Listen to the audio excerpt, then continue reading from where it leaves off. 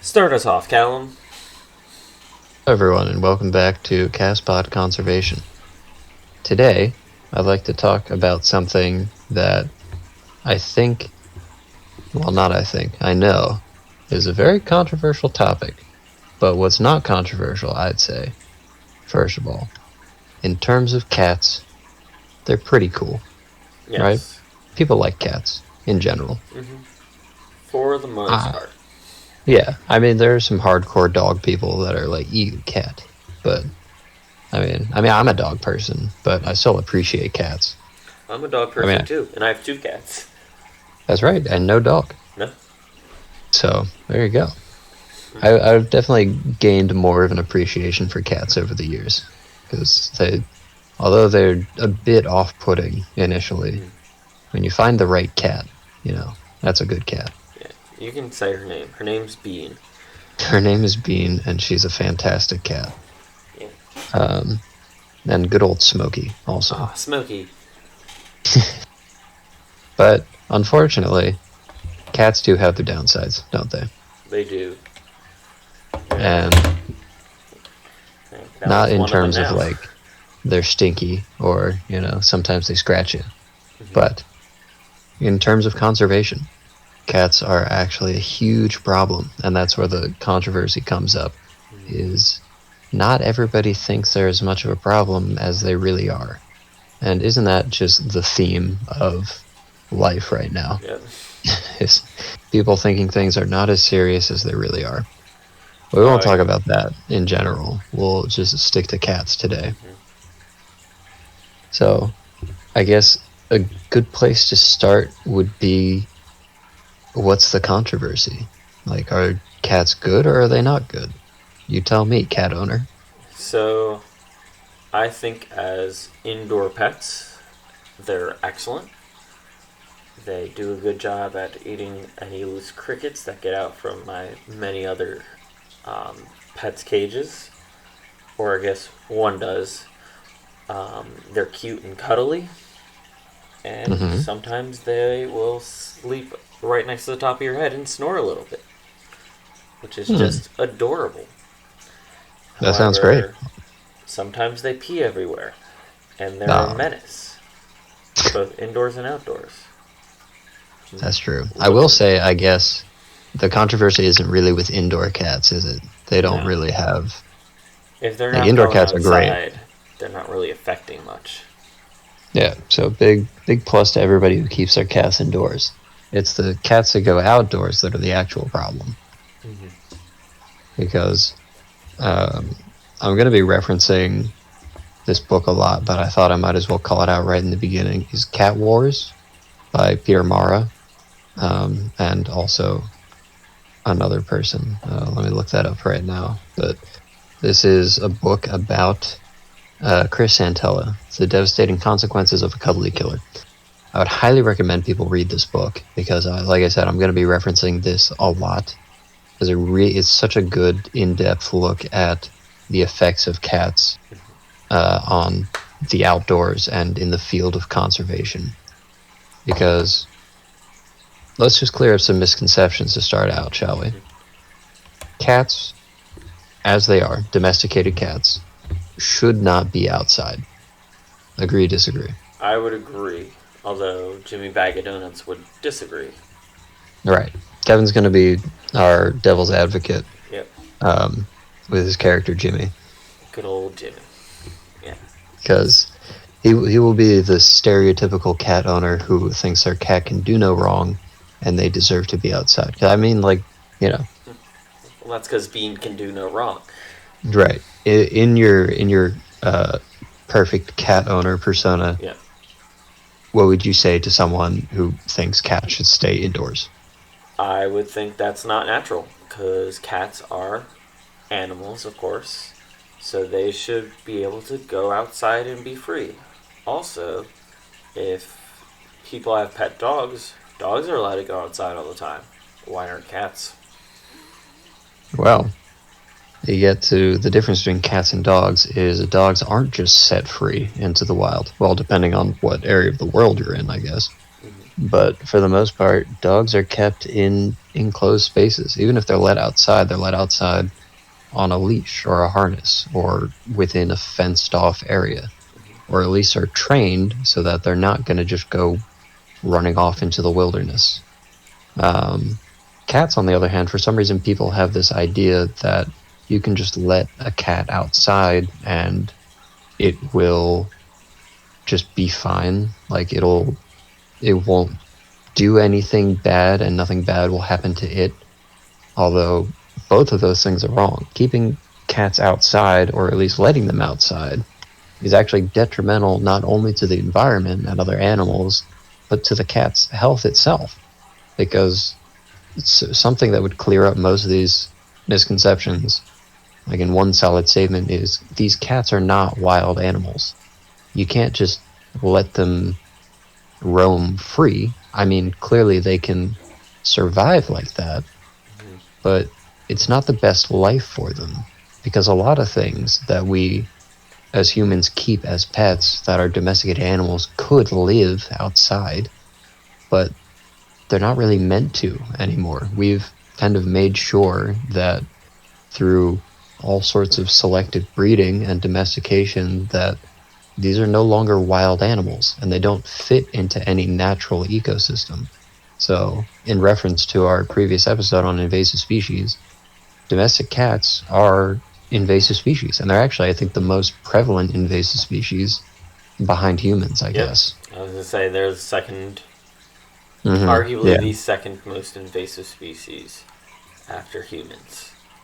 Because they can be anywhere, and they are everywhere. I mean, I don't think anyone's surprised that no matter where you are in the world, you'll probably find a cat wandering some back street. Oh, yeah.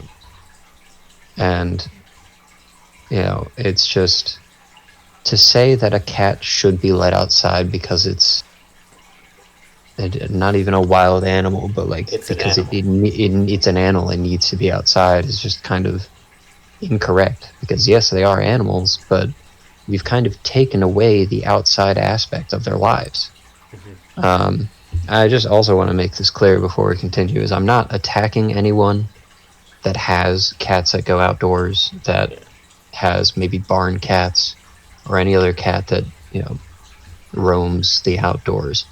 I'm not saying you're a bad person, you shouldn't do this. I'm just saying this is what happens and this is why they should be indoors in general. So you're not a criminal if you let your cat outside. You're just not informed about all the downsides for them being outside. But we'll also provide information on what you can do to kind of better your cat's life if it is an outdoor cat, or if you're planning on getting a cat and thought it would be okay to let them outside sometimes. We'll give you some alternatives. But before that, I guess we'll just continue with, if somebody is letting them outside, these cats are outdoors, well, what's the big deal? It keeps saying there's a conservation problem, but what is it? And that is that cats are crazy good hunters. Excellent. I mean, just amazingly efficient, and that's a bad thing, because great for the cats. They get all the food they could ever want, even more than they could ever eat. They actually, a lot of times, they'll hunt for sport, basically. Yeah. So even if they're not hungry, if they see something they want, they're just going to get it and then be like, okay, that's dead now. Anyways, on with my life. And that's a problem. Because as we've established, domesticated cats are an invasive species. So if you have an invasive species that is basically an apex predator to any bird, small mammal, reptile, amphibian, invertebrate, what have you, then that's a big problem for so many different species. And although I'm not going to have specific statistics here because I'm unprepared and unprofessional, domesticated cats are the cause of several extinctions of species. They kill millions to even billions of animals every year. So I have the statistic right here from Sure. National Geographic last year. Thank you for being more prepared. Thank you. I just Googled it myself.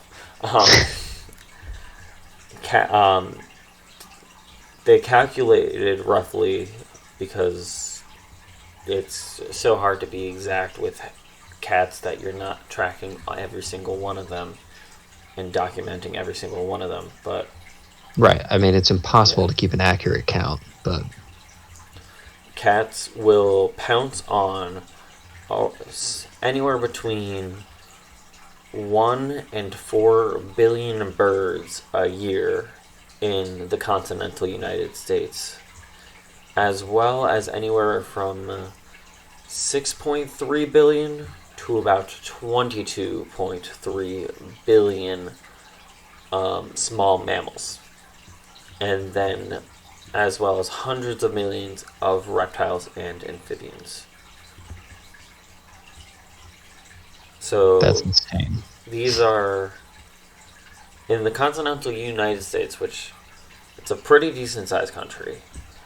Yeah. And they are documented to go for about, let's say the hundreds of millions for the reptiles and amphibians is 500 million. At minimum, it is, for all animals smaller than them, their statistics are about 7.8 billion to about 27 billion animals smaller than them. And that's just ridiculous, right? I mean, those numbers are just unimaginable to the average person. Yeah. Imagine billions of dead animals every year. Like, that's just baffling. And we know what the cause is. It's domesticated cats being outdoors. I mean, in another episode, we'll talk about differences between domesticated, feral, what have you. Tame. In the book Cat Wars, yeah, Tame also, is he goes into how like using those kind of terminologies gets confusing to people, and it also kind of misconstrues the message, in that, you know, if you're saying feral, people think, oh, well, my cat's not feral. You know, a feral cat is like a domesticated cat that has no owner, that roams the streets on its own. But it's like, but it's kind of mangy. Yeah, your little Mittens that comes home every night is still having that same effect as, you know, Tom the alley cat. Never seen an owner. Yeah. So going back to that statistics that we guesstimated to be, the low ball is about 7.8 billion animals that they killed in the continental United States. That is actually roughly the population of people on the planet at this very moment. Isn't that incredible? There's about 7.8 billion people on the planet, and that's roughly how many, about the minimum of how many animals they kill on the continental United States. Imagine if every person on the planet died in 1 year. Every year. That's the effect that domesticated cats are having.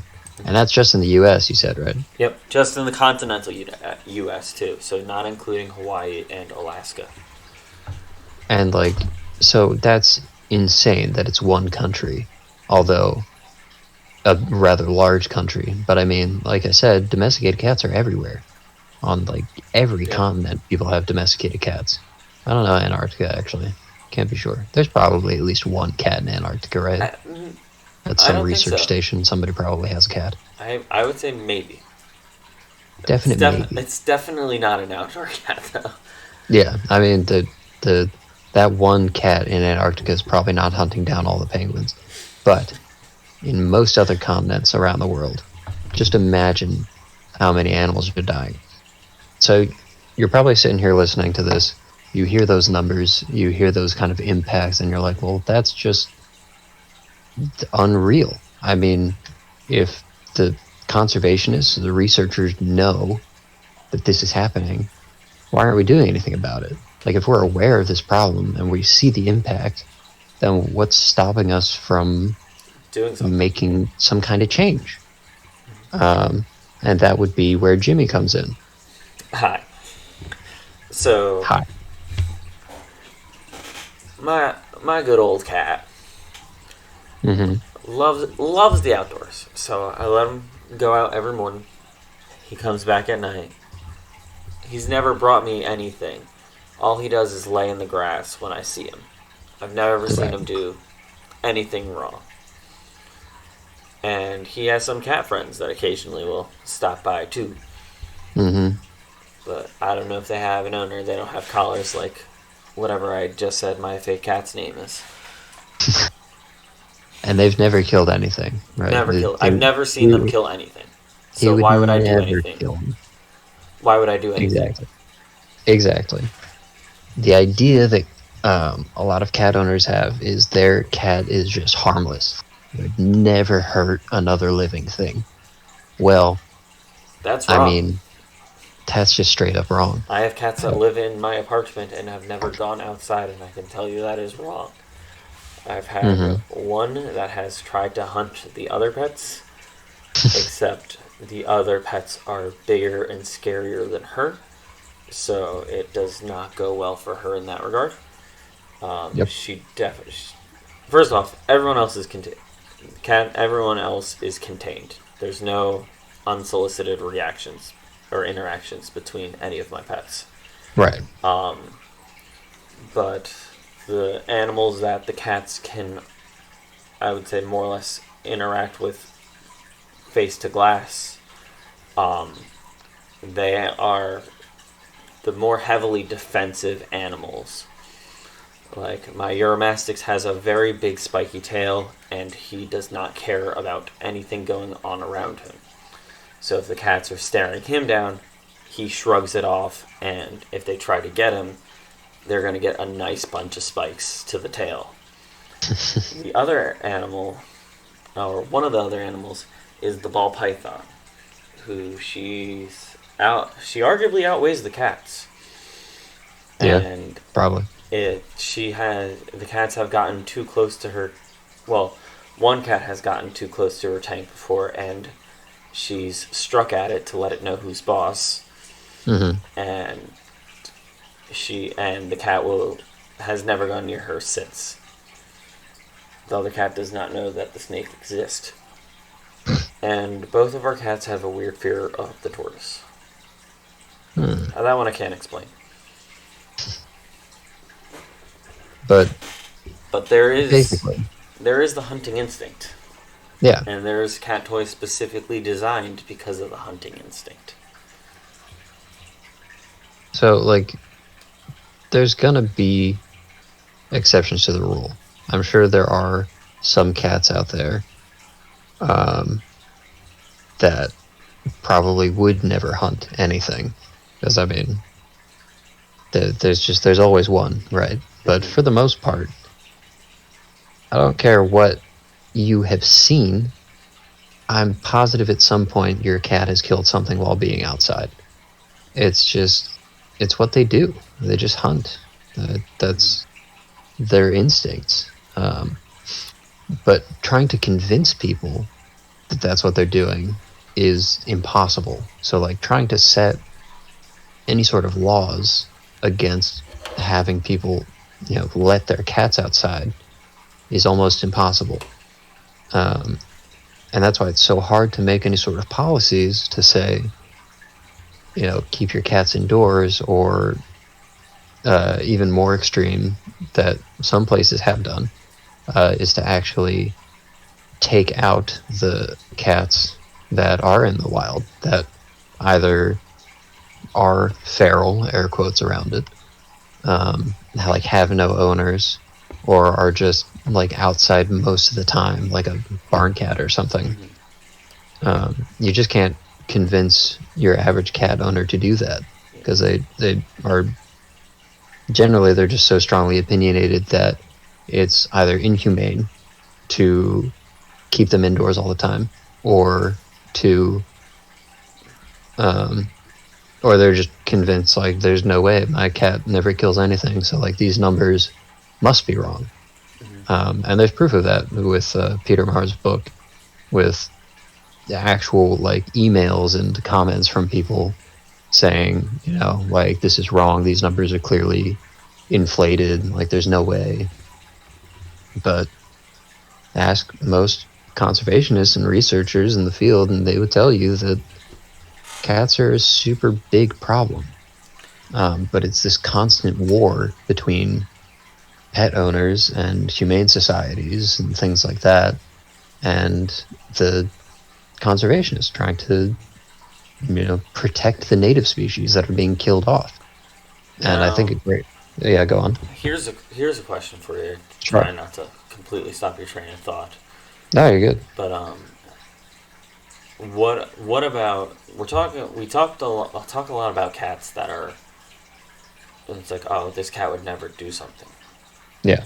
But we keep bringing up barn cats, who the purpose is to hunt things and eliminate other pests from harming their whatever they're trying to keep, both from ruining their supply or tainting their food, as well as transmitting disease. Yeah. So in good old Jimmy Bag of Donuts' opinion, they serve a very good use from doing that. Because I leave the cats out there, and they'll annihilate any rats that come into my farm. So I don't have to worry about them getting in my cow feed or giving the horses ticks. So what is the argument for that? So that one's kind of tough, especially for the barn cat conversation, because I don't pretend to be an expert in farming and how situations in barns work, so I don't really want to sound ignorant to the whole process. But I can see that cats have a definite positive impact for the most part for those places. I'm sure they do. But I think overall there are probably better ways to deal with problems dealing with mice and rats in barns and on farms than cats. Because I think the reason people use cats is because it's cost effective. It's free labor. And it's I guess more natural in their eyes, because it's like they have their own little predator dealing with the prey that they don't want. So it's like just letting nature take its course, right? The problem is it's so unregulated. I'm talking about it like it's some kind of industry, but you have no control over what that cat does for the most part. Like, you put them in the barn and you say, you live here now. And you eat the things that run around here that you can catch. But like, you really don't have a say in what they're eating, when they're eating it, how far they travel, for the most part. So maybe they are eating all the Norwegian rats that are running around, which are also an invasive species, so it's like, it's cool.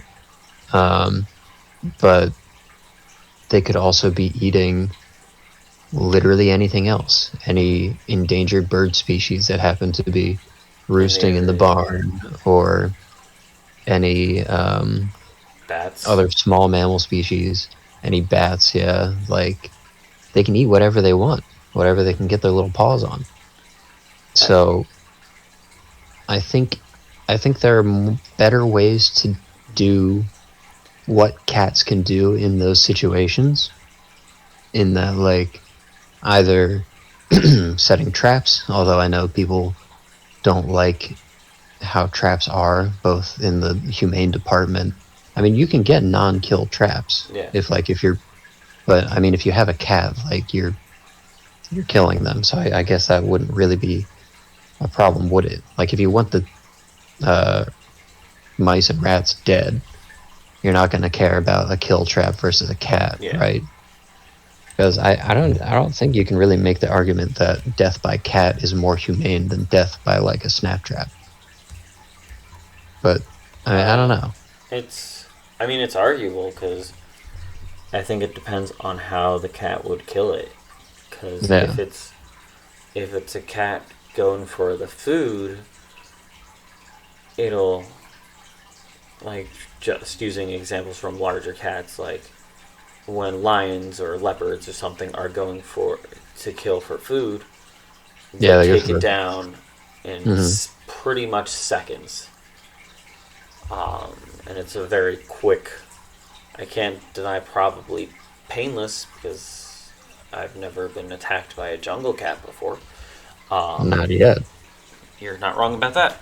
Um, but it's a quicker end of the spectrum death. However, I've watched my cats hunt crickets that get loose in my own apartment, and it's never always just an instant kill and eat.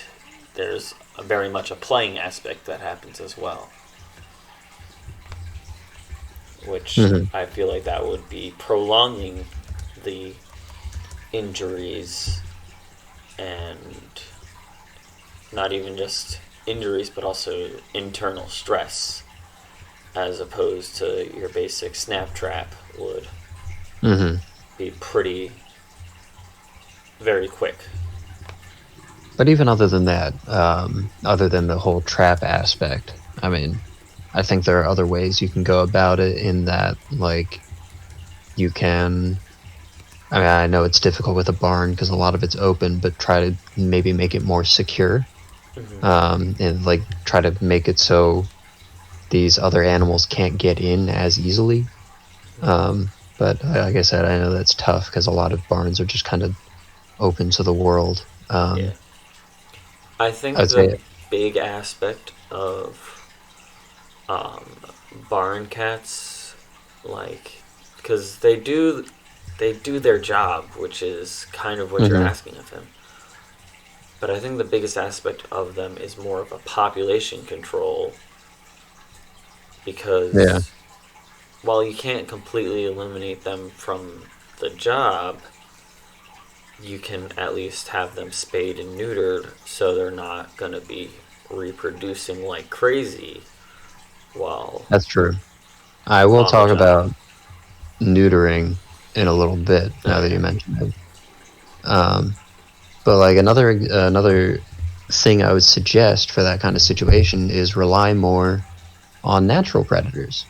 Because if you have a problem with mice, rats, whatever happens to be infesting your barn or workplace, I Get guess. into falconry. Honestly, yeah. I mean, like you've got, um, raptors, predatory birds. If you live in an area with snakes, snakes are a great um, pest control. You've got foxes and other kind of meso predators that can take care of stuff like that. Like I think barns and farms a lot of times they try to shy away from the wild like ecosystem aspect, like Yeah. wherever they're situated. Like barns and farms are smack dab in the middle of nature. There's no avoiding that.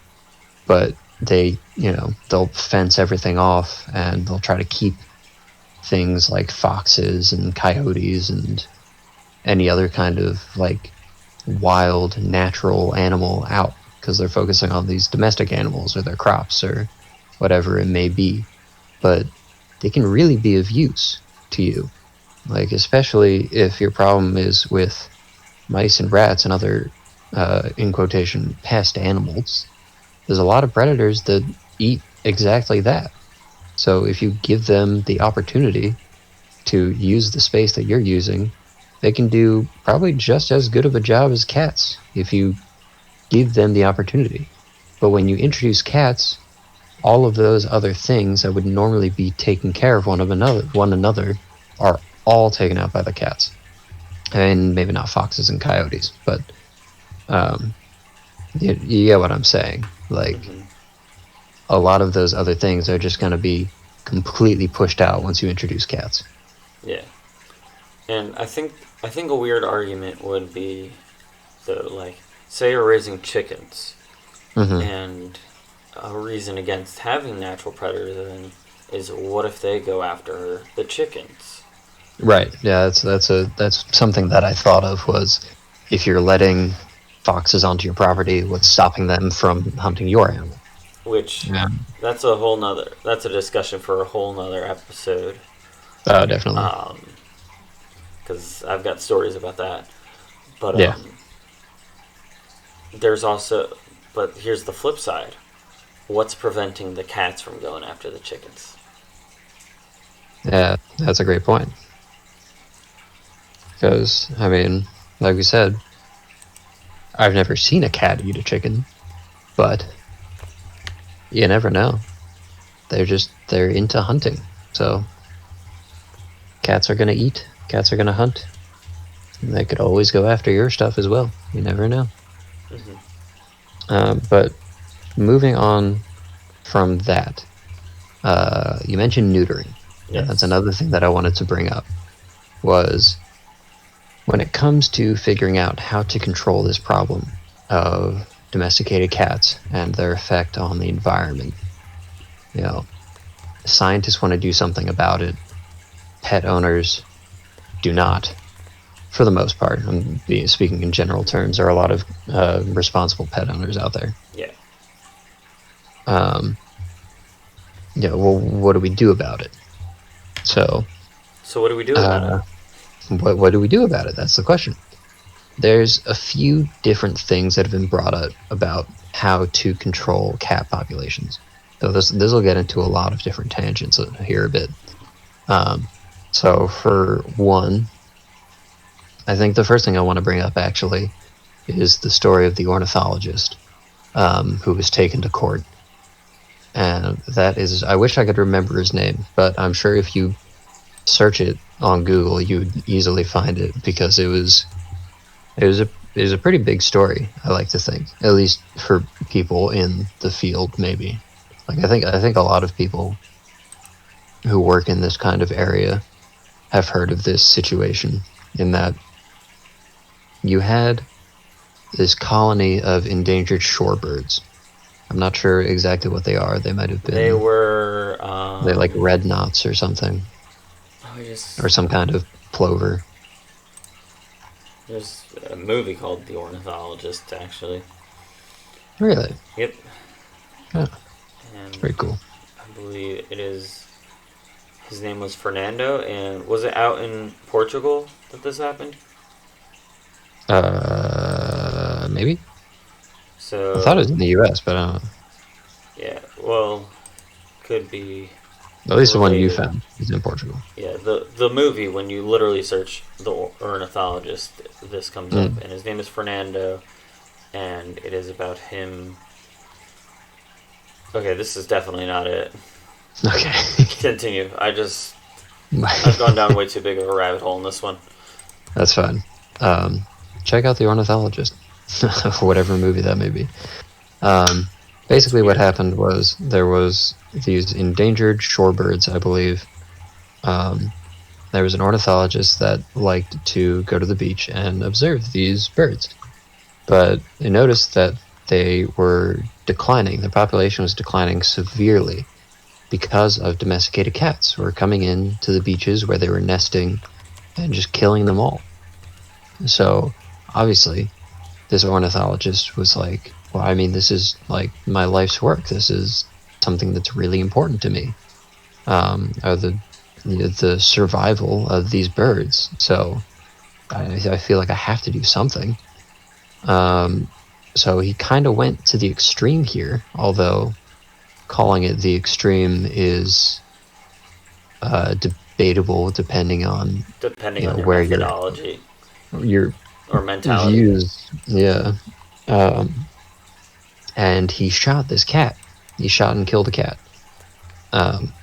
And people lost their minds about it. Jim So Stevenson. this cat. His name is Jim Stevenson. Is that it? Yep, I found it. Nice.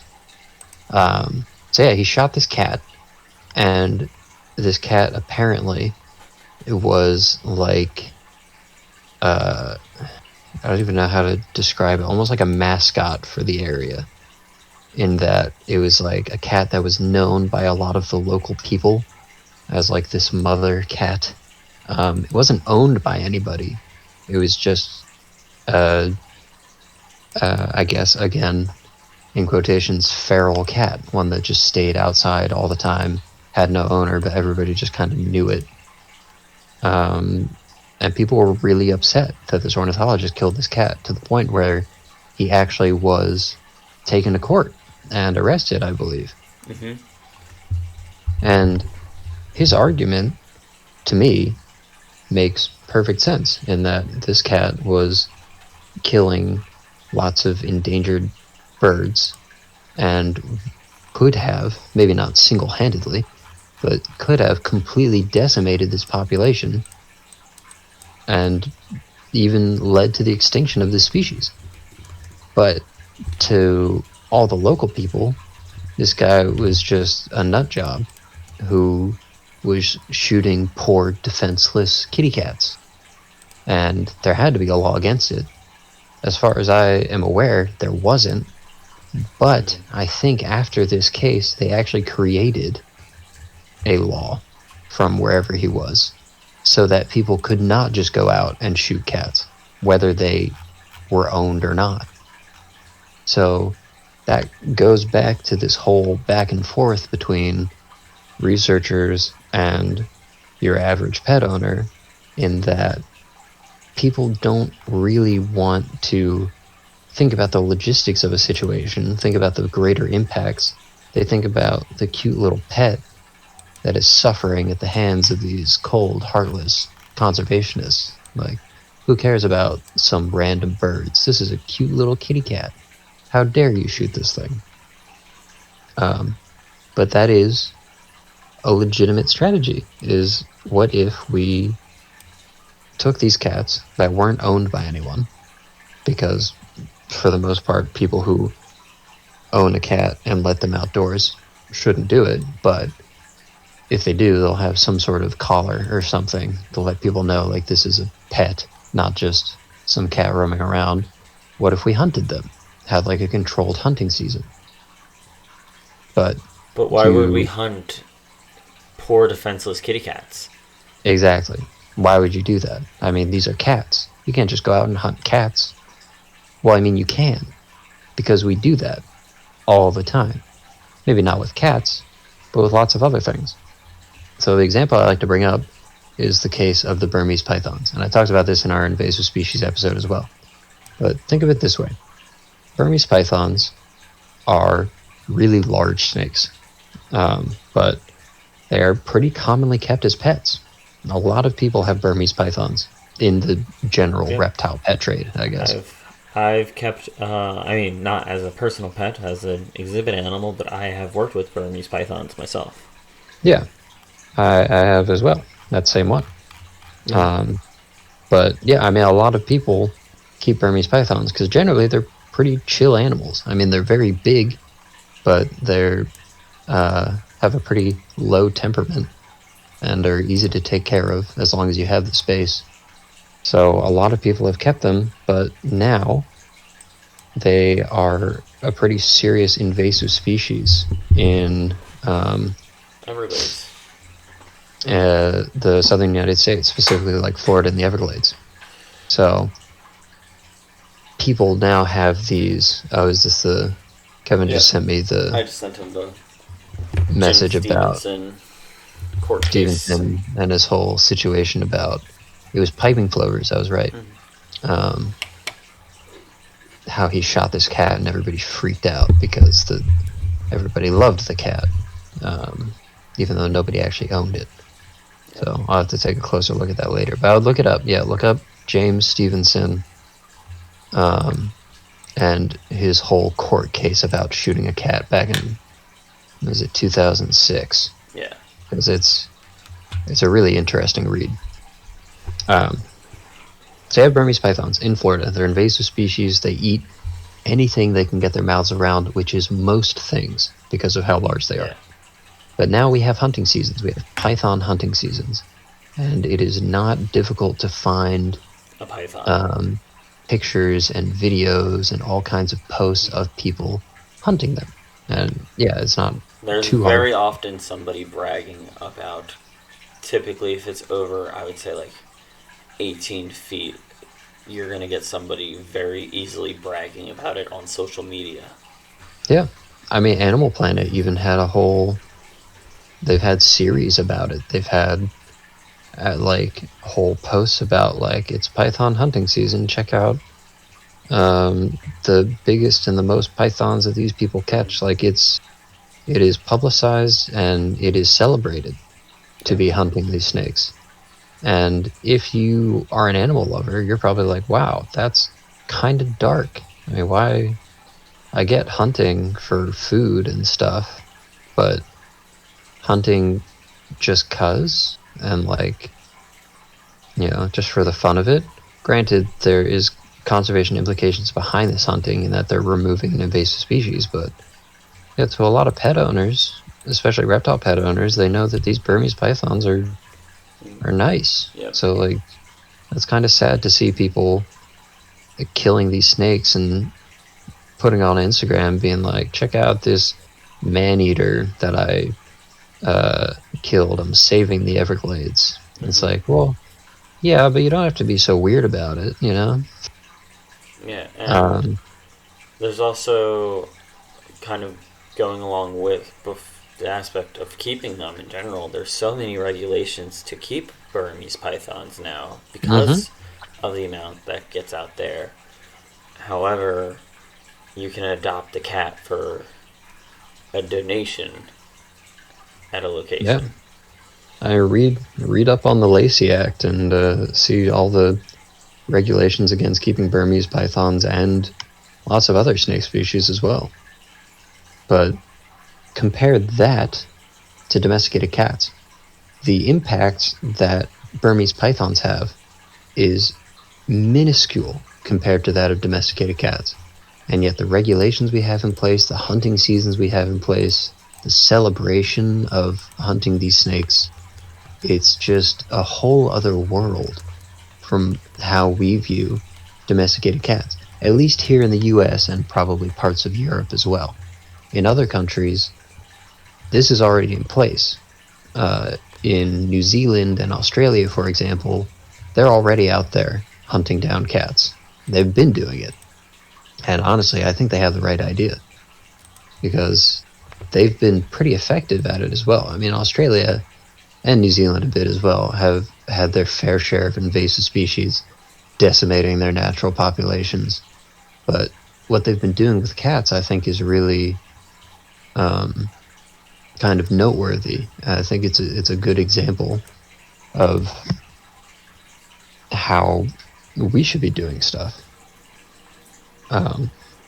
But to be able to convince people here in the US and other places like it that, oh, let's just have hunting seasons for little baby cats. Yeah.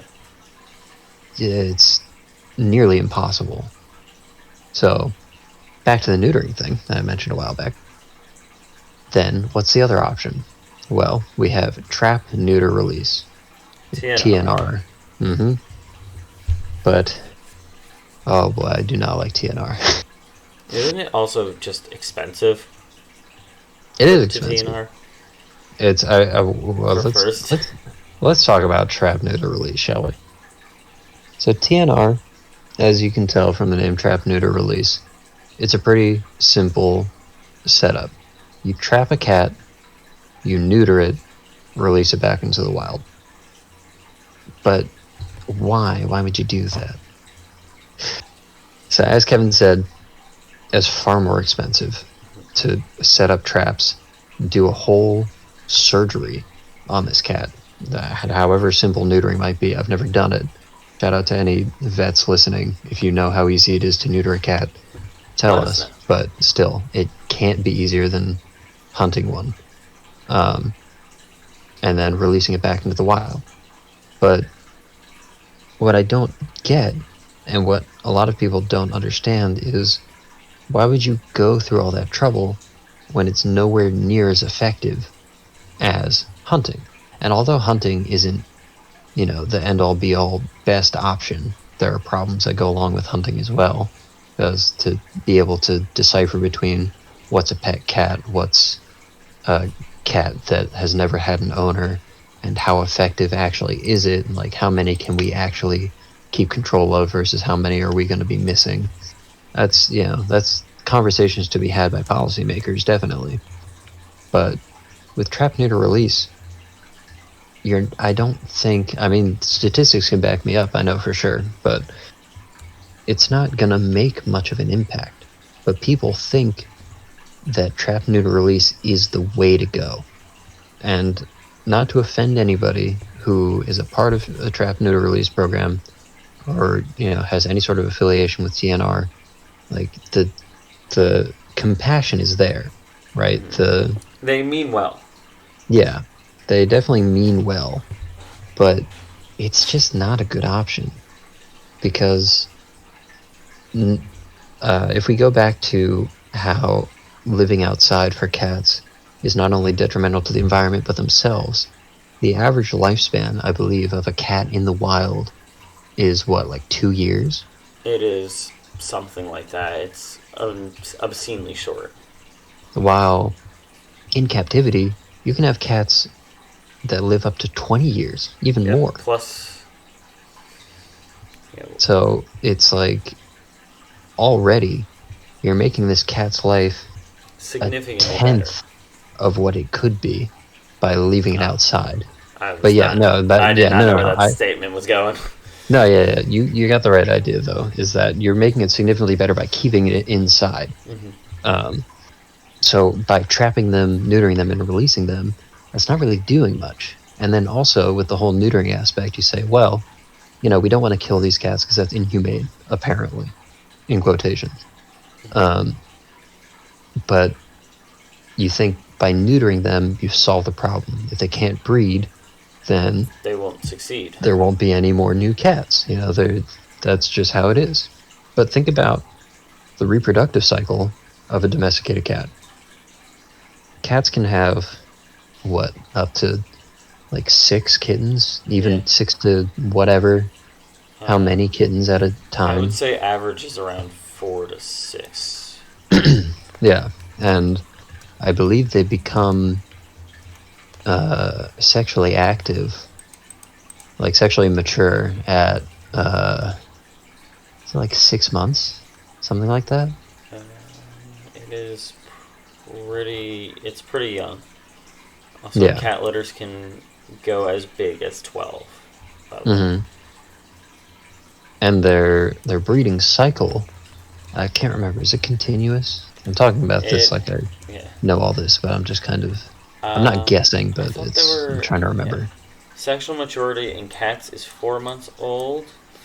4 months. Yeah, so... But like how often they go into heat is pretty often, isn't it? Yeah, it is. They're induced. Oh, yeah. So, yeah. So... There's no heat season. If you have one cat, it becomes sexually mature at 4 months old. It can live to 2 years. And each litter has 6 kittens around that. Just do the math for yourself. Like, you miss one cat, one male cat, and it's able to mate with however many females. Yeah. You neutering that one cat at some point in its life, it has already far past exponentially increased its population. Mm-hmm. And yeah, you can argue that, the actual survival rate of a lot of those kittens probably isn't very high. Obviously, not every cat is surviving to sexual maturity. Yeah. But still, it's so much more than you think it is. And if you think of other animals, it's like things like sea turtles have a 1% like survival to maturity ratio. If cat and they produce hundreds of babies, it's like cats are already going in with an advantage. Because I can tell you for a fact, people will see cats on the side of the road and instantly take in the kittens and then let them go once they're big and able to go on their own. So Mm-hmm. they're working with an advantage. Exactly. So although you do have the right mindset in that, you want to be nice to these animals, you want to give them a nice life, you don't want to just kill them, it's just not a good situation. And we could keep talking about it in that there are so many diseases they can get from being outside. That would But probably be for a follow-up episode. yeah, because at this point we are coming close to the end. So I just want to hit some major points before we officially cut off with our cat talk, because I'd be happy to talk more in the future. I'm sure We're Kevin would as definitely well. going to be bringing more into this. Yeah, because there's just so much that I haven't even touched on. Like, and as I said, I very highly recommend Cat Wars by Peter Mara. As Because, someone who has gone on the record of saying they hate to read, they do not like books, I have read this book in its entirety. it's fantastic. Cat Wars: The Devastating Consequences of a Cuddly Killer by Chris Santella and Peter Mara. Fantastic. It talks about everything we've talked about in much greater detail, provides all kinds of sources, and we actually had the pleasure of meeting Peter Mara. He came to our school to give a talk to us. Yes, he did. So he gave a whole rundown on his book, his research. I believe Peter Mara was if not still is, an ornithologist who worked at, what was it, the Smithsonian? Or maybe Cornell? I'm trying to remember what he did. I can't tell you right now. I don't remember. He worked at the Smithsonian, yeah. So he's a really, really knowledgeable guy. And I have to mention this one comment, because every time I've talked about cats in like a group setting, there are always the cat supporters, right? Who, again, I have nothing against cats, but I am aware of the impact that they have. But there are people who just completely ignore any sort of facts or statistics or anything, and will just look for the plot holes and say, you can't kill cats because that's mean, and it's, that's bad. And being mean is bad. Exactly. This one person made a comment, like, basically he gave his talk, and it was like a mix of the audience of people in the wildlife conservation major and all other majors, and the all other majors were the ones who were like, this guy is terrible, he kills cats for a living, he's a monster. And they were asking all the questions like, how could you do this? So this one question was incredible. This girl said, if you're killing all these cats, how do you expect to get rid of all the bodies of the cats? I mean, would you just like burn them with what's that word when you burn bodies? What's that thing Cremate. called? Yeah, would you cremate all of these cats? Because then, if you're killing millions of cats and cremating them, all of the ash and the smoke would pollute the air and ruin the ozone. So wouldn't you be harming the environment even more? And I absolutely lost it I was blatantly laughing out loud, because oh my god, what a thought process that girl went through. I mean, not to make fun of her, but it was just, I would have never connected those dots in my life to make up that scenario. To which he responded like, well, no, not at all. That would not be what would happen. Because I mean, I think his response was something like, you probably make more of an impact on air pollution driving to and from school than you would cremating cats. But also, that's probably not the way that you would dispose of all of them. And it definitely doesn't impact the environment nearly as much as letting them all live on in the wild. It was just amazing. So definitely read up on that book if you have the opportunity, or read anything from him. We will be happy to talk about this more. I think we're gonna Kevin, come back to yeah, this. if we do come back to it. But please let us know if you'd like us to talk about this topic again, or anything. If you want to hear other stuff from us, we're always open to suggestions. We have lots of plans, but we're always ready for new ideas.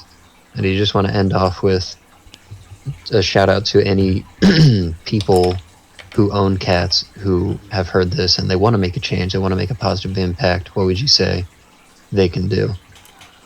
I would say, outside of step one of just keeping your cats indoors, Mm-hmm. but there's so many alternatives to things and duplicating outdoor experiences and being safe about it, Mm-hmm. that you don't need to leave your cat outdoors. I'm actually currently working on harness training my one cat so Nice. she can go for little walks outside. She won't be able to get out of it, but she'll still be Which, able to experience the outdoors. which is adorable. Mm-hmm. Seeing cats on little harnesses. It's an adorable concept. Much better than seeing them all kind of mangy, Loose. living out in the outdoors full of parasites and disease. So keep your cat indoors and make little catios too. Catios Yes. are great. Catios are great and adorable. Mm-hmm. It's just a screened-in, basically, cage that's outdoors, and you just fill it with all the old cat stuff that's okay to get ruined by weather, Mm-hmm. and they have the time of their life. So you can give your cat such a happy and fulfilling life by keeping them indoors. I promise they're not missing out on much by going outside. Yep. They're actually missing out on a lot of negative stuff. Mm-hmm. Please keep your cats indoors. Yep. And it's not just for the safety of the environment, it's for the safety of the cats as well. Exactly. So until next time, thank you for listening to us ramble about cats for a little while. And we will see you in the next episode.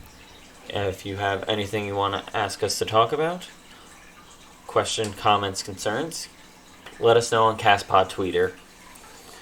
And yeah, tweet at us at Castpod Twitter. You can also check out the YouTube channel that these podcasts also get posted to. It's just called Castpod on YouTube. Mm-hmm. You should be able to find it.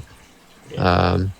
And we'll take all kinds of comments there. Yep. So, and we thank you try to respond to everyone too. So yeah, don't be afraid to let us know your opinion. Mm-hmm. All right. Cool. See you next week. Talk to you next time.